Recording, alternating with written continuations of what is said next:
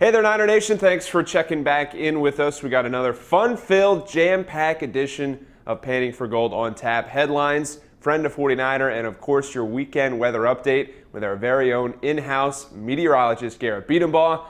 Why do I waste your time each and every week with these kind of rambling show opens?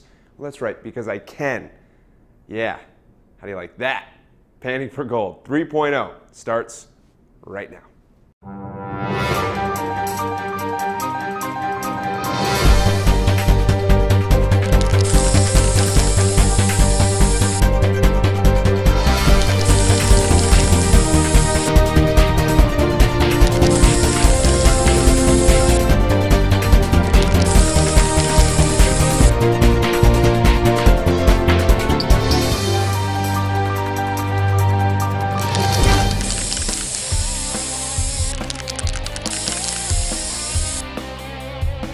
On the beat this week, we talk football signing day, upcoming whiteout inside Halton Arena, some news on the 49er baseball team, a nice little feature on the 49er pitching staff, and of course your friend of 49er coming up shortly. The beat starts right now.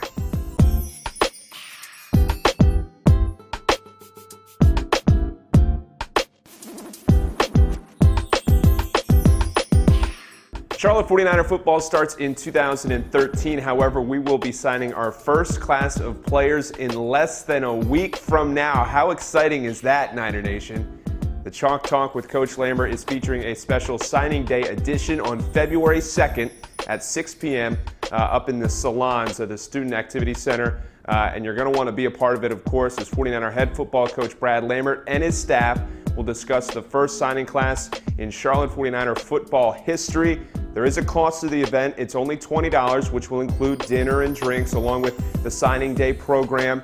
Registration is available through charlotte49ers.com on the right column of the homepage for the fans area, or you can go ahead and call 704-687-4950, the number right over my right shoulder. You're going to want to be a part of this. This is a monumental day, the first signing class in 49er football history, and it's going to be a really special night. You're not going to want to miss it up there in the salons of the Student Activity Center. Moving along here on headlines, we typically do not duplicate headlines, but hey, you know, we did this week. We have a lot of out games inside Halton Arena around men's and women's basketball season. We had the green out, of course the blackout, and now this Saturday when the 49ers welcome in the Xavier Musketeers, we will have the whiteout on Saturday, January 28th, 7 o'clock when the 49er men's team welcomes in Xavier. As I mentioned, the white Beat X t-shirts are available at the 49er bookstore. And we're also giving away light-up rally towels to the first 3,000 fans in attendance. When the lights go out during intros, you wave those rally towels and get Halton Arena rocking.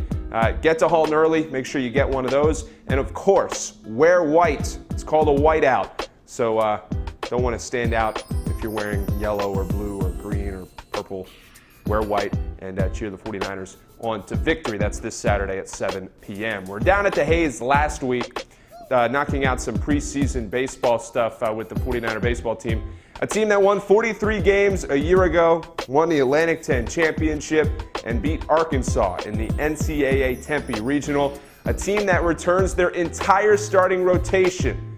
Andrew Smith, Tyler Barnett, Joe Yermo, and of course Roberts. And when you talk with those guys, continuity is key for them, and that may lead to some big things this season. Did a special piece with those boys. Cue it up. Hope you enjoy down there at the Hayes. I mean, we have a lot of chemistry. Me and Joe have been here for 5 years now, and just everybody being around each other for the second year now. Everybody, you know, is used to each other and working hard and pushing each other. I mean, out here on the field, in the weight room. It's just great having, you know, a lot of close friends around.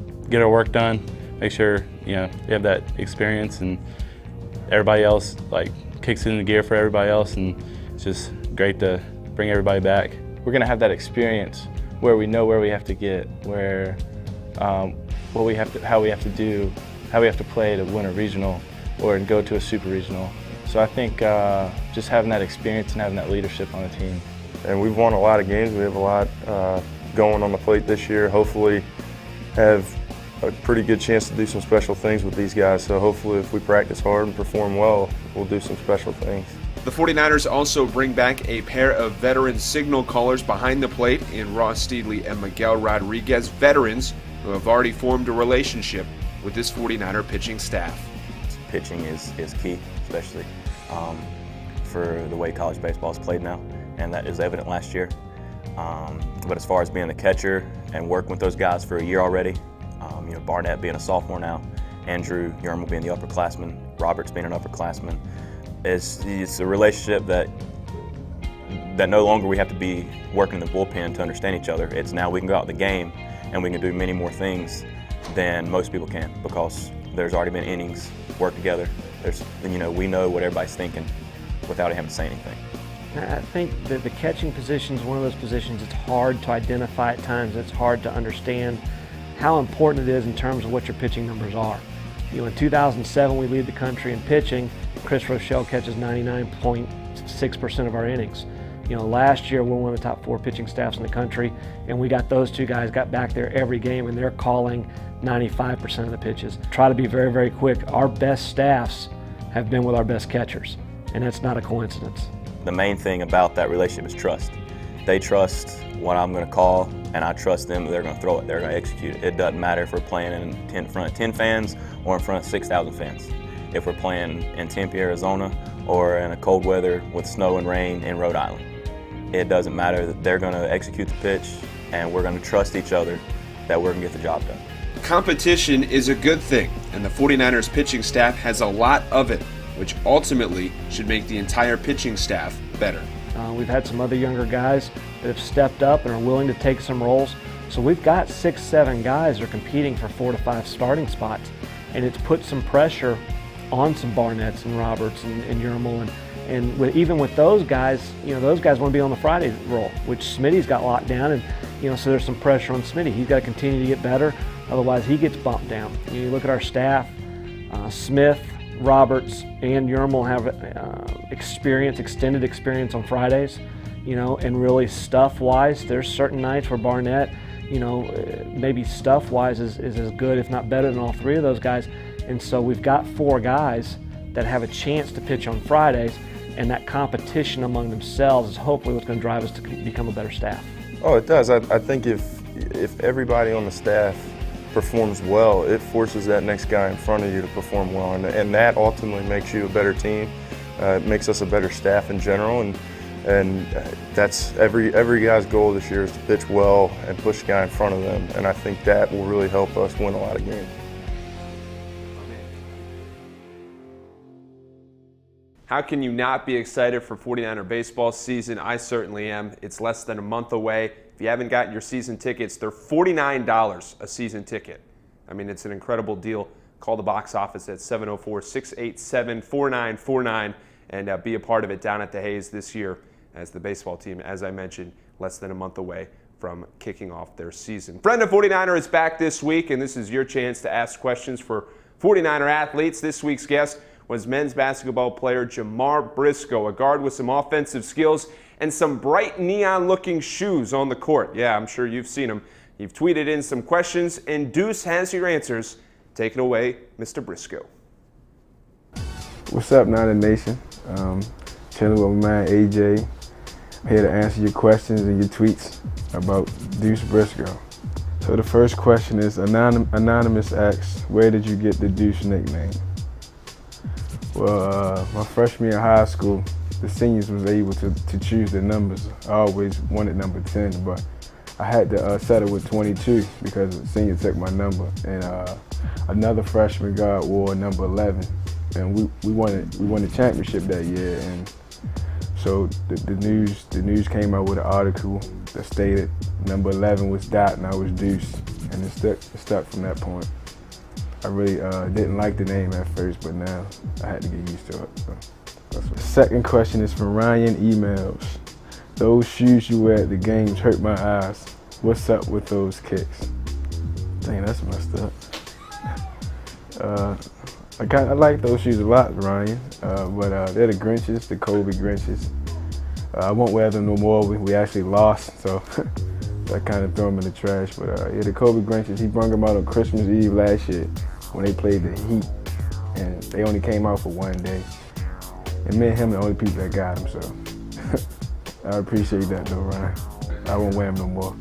Third question is from Roger. He asks, you are a Baltimore guy. How are you feeling about the Ravens' loss last week? Does this answer your question? Pissed off, man, about that loss. We outplayed the Patriots, clearly. I don't want to talk to you anymore.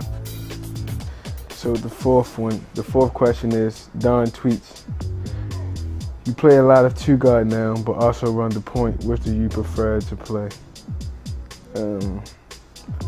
Well, Don, I prefer the point guard. I've been playing the point guard all my life.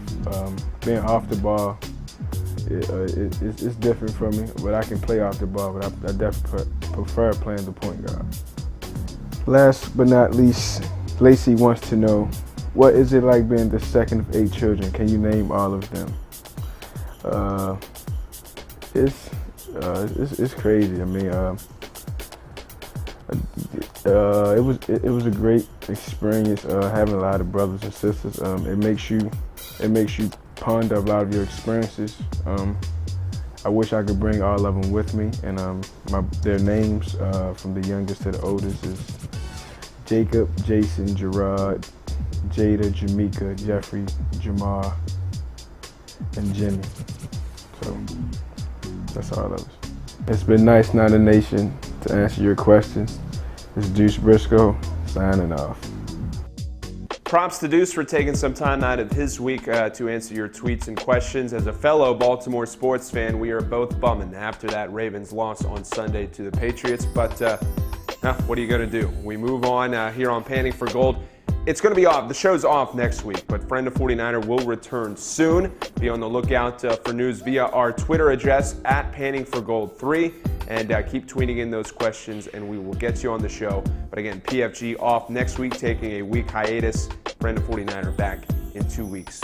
Stay tuned for news on that. In studio once again, I know we mentioned he'd be doing some remotes, but too cold, too rainy, can't get outside, wanted to stay inside. Didn't blame him. But our very own weather dude, Garrett Biedenbaugh, who spent his weekend at some type of weather conference down in New Orleans. Gonna have to talk to him about that. That's right, he's always learning and practicing his craft.